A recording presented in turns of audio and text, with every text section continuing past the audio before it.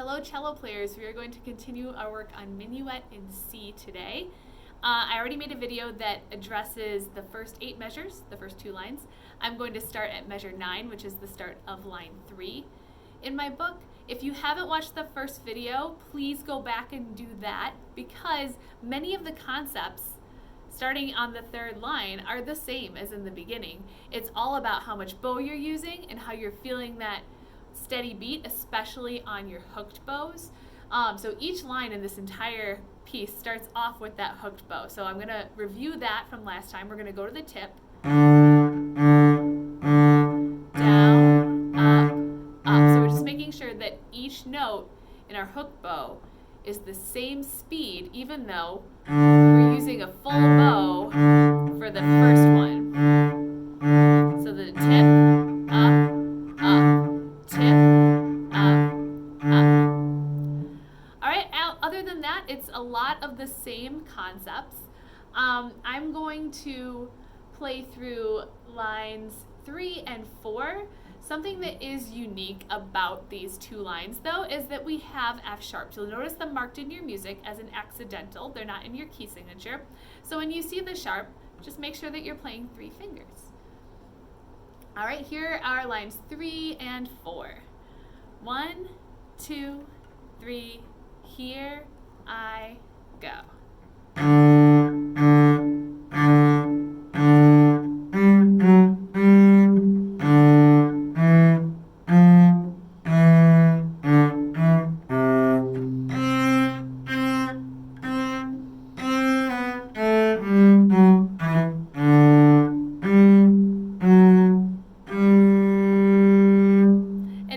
A bow lift written over that rest at the end of line 4, please do that. The only thing that's a little new in these lines is that you have hooked bows in both measure 11 and in measure 15, where your notes change pitch in the middle of your hooked bow. So don't let that mess you up. Remember, hooked bows and slurs do not change your rhythm, they just change your bowing. So here is the one in measure 11. Let's cycle that a few times. Down, up, up. One more. All right, now let's go on to the one in measure 15.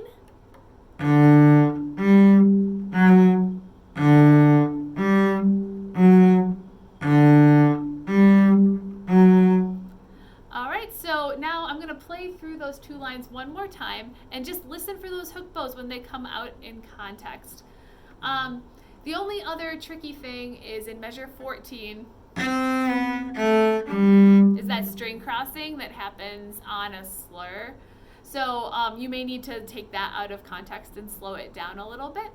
But other than that, there's really no new stuff. We're continuing to use full bows whenever we have a quarter note because that helps us with our rhythm. So here are those 2 lines again, starting from measure 9. 1, 2, 3, here I go.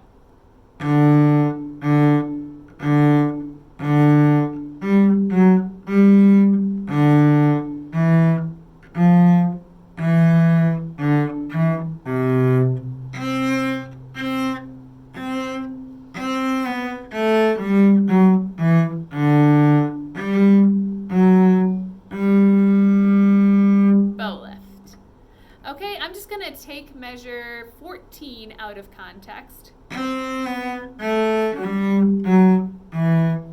So slur, slur, separate, do-day, do-day, do-day. Let's do that a couple times just to practice that. It's pretty tricky.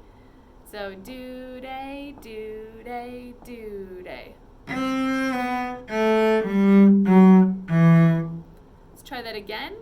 Do-day, do-day, do-day. Alright, and practice that as many times as you need to get a clean string crossing. Just make sure that your G is landing down before your bow gets there. If you hear a squeak, that's probably what it is. That your G just didn't make it down in time before your bow crossed over to your D string. Moving on. I'm going to start from 17. we are back to having F natural, so second fingers, no more third fingers on our D string. Not much new here, same deal, using big bows on all your quarter notes. Here are the last two lines. Ready and go.